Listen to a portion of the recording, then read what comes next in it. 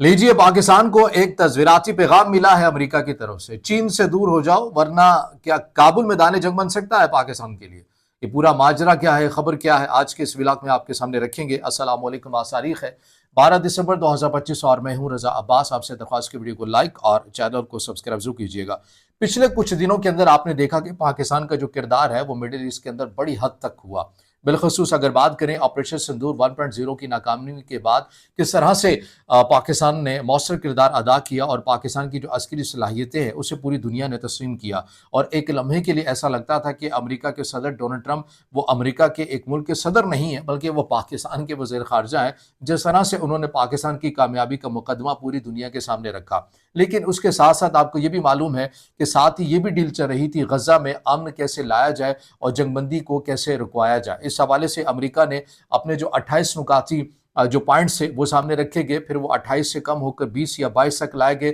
बकिया जो पॉइंट्स है उनके ऊपर एतराज़ किया गया, उनके ऊपर बातें की गई, लेकिन बहरहाल बड़ी खामोशी के साथ जो अमेरिकी सदर डोनाल्ड ट्रंप के बाद में जो वो पॉइंट्स आए तरमीम करके उन्हें पूरी दुनिया की तरफ से तस्लीम कर लिया गया, हत्ता कि पाकिस्तान भी उनके ऊपर रजामंद नजर आया। फिर उसके साथ साथ आपको ये भी समझ में आया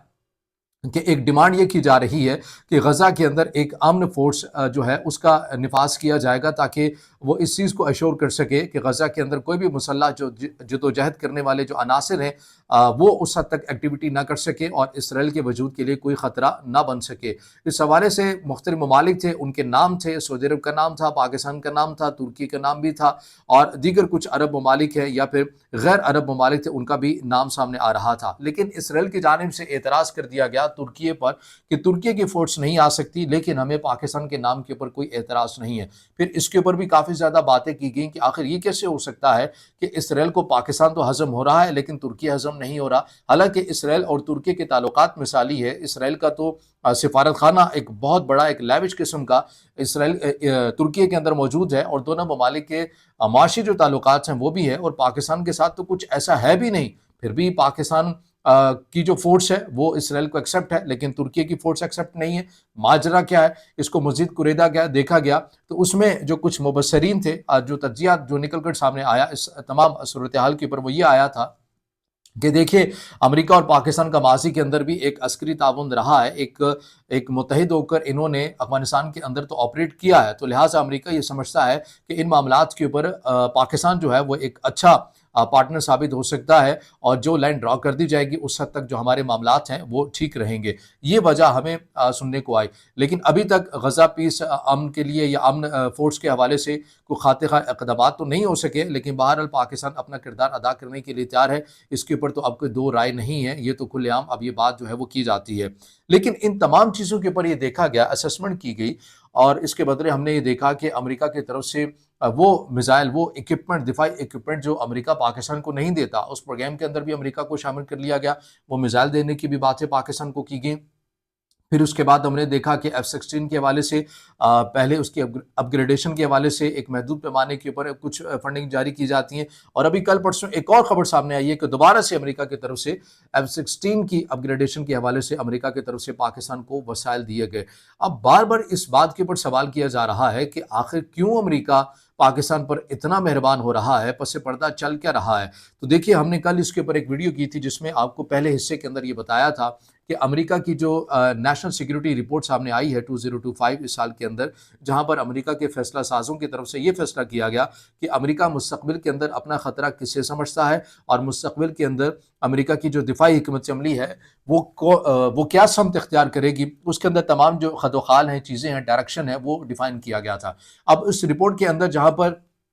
अमेरिका की तरफ से अपने मजबूत तरीन मगरबी दुनिया के जो इत्तेहादी हैं उन्हें पैगाम दिया गया कि भाई 2027 तक अपने जो दिफाई मामलात हैं उनके अखराजात का जो बोझ है वो ज़्यादा से ज़्यादा आप खुद उठाना शुरू करें, क्योंकि अमेरिका की जो तरजीहात हैं वो तब्दील होती हुई नज़र आ रही हैं। तरजीहात क्या तब्दील हो रही हैं? क्योंकि तरजीहात इसलिए तब्दील हो रही हैं कि अब सोवियत यूनियन नहीं रहा, वैसा ख़तरा नहीं रहा, तो लिहाजा अब जो ख़तरा जहाँ से है तो पूरी पावर को वहाँ पर शिफ्ट करना है और अब ख़तरा जो है वो अमेरिका के लिए चीन है। तो लिहाजा चीन के आस पास जो अमेरिका के اتحادی ممالک ہیں اب انہیں طاقتور بنانا ہے، اب اس کے مطابق جو شطرنج ہے اس کی بساط، اس کی چالیں جو ہیں وہ ڈیزائن کی جائیں گی۔ تو لہٰذا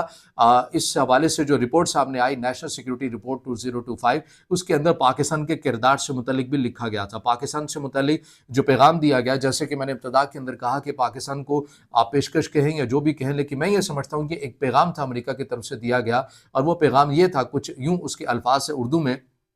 کہ امریکہ پاکستان کو اب مشرق نہیں بلکہ مغرب کی طرف دیکھنا ہوگا، اور مغرب میں کیا ہے؟ افغانستان ہے۔ اس کے ساتھ ساتھ اب ان تمام چیزوں کو اگر آپ ملاتے ہیں تو آپ کو یہ کھیل بڑی آسانی کے ساتھ سمجھ میں آ جاتا ہے کہ امریکہ یہ تو سمجھتا ہے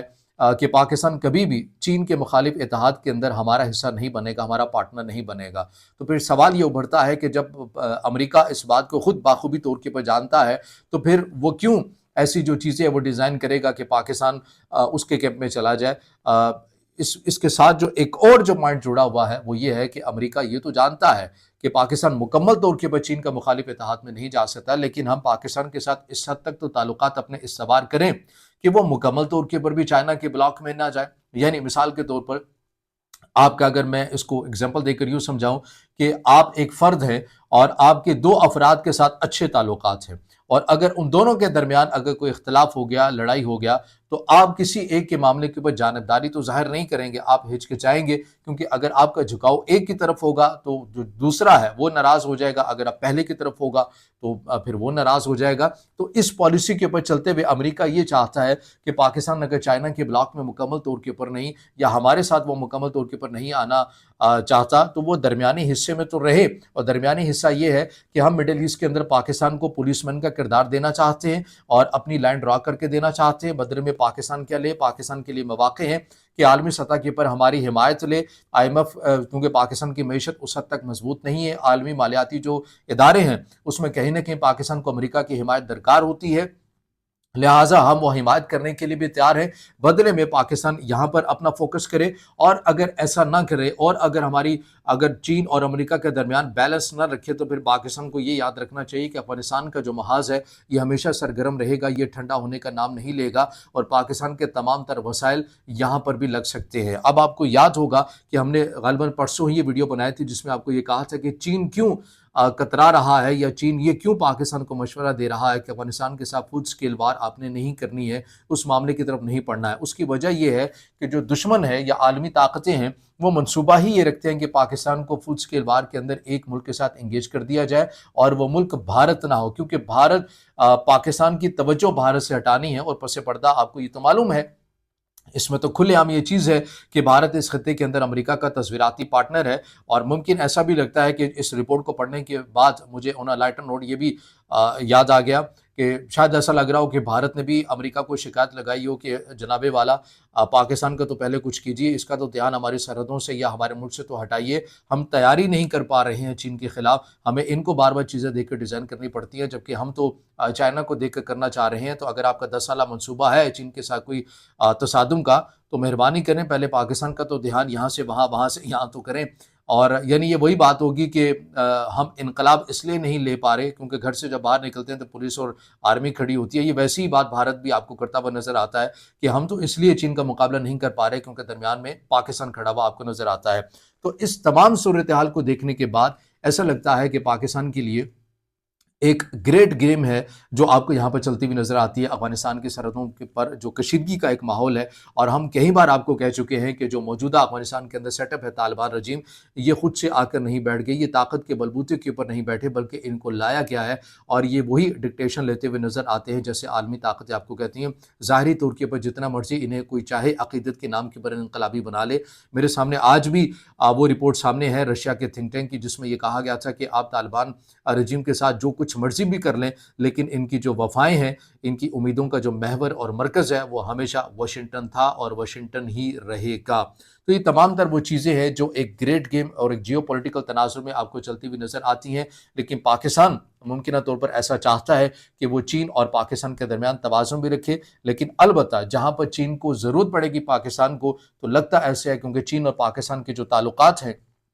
وہ اقتصادی لحاظ سے بھی اور وہ تصویراتی لحاظ سے بھی بہت زیادہ اہمیت کے حامل ہیں۔ آپ اس بات سے اندازہ لگائیے کہ پاکستان کے پاس جو عسکری اکوپمنٹ ہے اس کے اندر 80% چائنا کا ہے، اور پھر حالیہ دنوں کے اندر بھی ہم نے دیکھا جب پاکستان اور انڈیا کی جو جنگ ہوئی کس طرح سے چین نے بڑھ چڑھ کر بھی اپنا کردار ادا کیا۔ تو پاکستان کے لیے ایک نیا نقشہ، ایک نئی گیم ڈیزائن کی جا رہی ہے، اور ایک گریٹ گیم آپ کو چلتی ہوئی نظر آ رہی ہے پاکستان سے متعلق، اور افغانستان کے اندر کس طرح سے پاکستان کو الجھا کے رکھنا ہے۔ اگر پاکستان ہماری بات مان گیا اور اس حد تک انگیج نہ ہوا چین کے معاملے میں، تو ویل اینڈ گڈ، جو سرحدی تناؤ ہے افغانستان کا اسے کسی حد تک اس کی انٹینسٹی کو کم کر دیا جائے گا، اور اگر نہیں ہوا تو پھر وہاں سے جو شدت ہے وہ رہے گی، اور پھر معاملہ کہیں اور جاتا ہوا آپ کو نظر بھی آئے گا۔ یہ تمام تر وہ چیزیں ہیں جو اس خطے کے اندر چلتی ہوئی آپ کو نظر آ رہی ہے۔ کوشش ہماری اب یہ ہے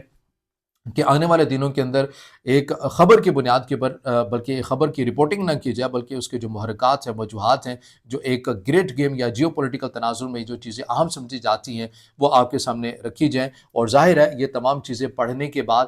خبروں کا مطالعہ کرنے کے بعد، جو ایک تجزیے کے طور کے اوپر، آبزرویشن کے طور کے اوپر جو چیز ہمارے سامنے آتی ہے وہ ہم آپ کے سامنے رکھتے ہیں، اور اس سے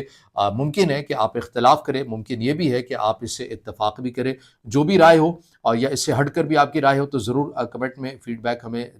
دیا کریں، اور اس ویڈیو کو جو ہے وہ زیادہ سے زیادہ آپ نے لائک بھی کرنا ہے، دوستوں کے ساتھ شیئر بھی کرنا ہے اگر آپ کو یہ ویڈیو معلوماتی لگے، اور اس کے ساتھ ساتھ اس چینل کو زیادہ سے زیادہ سبسکرائب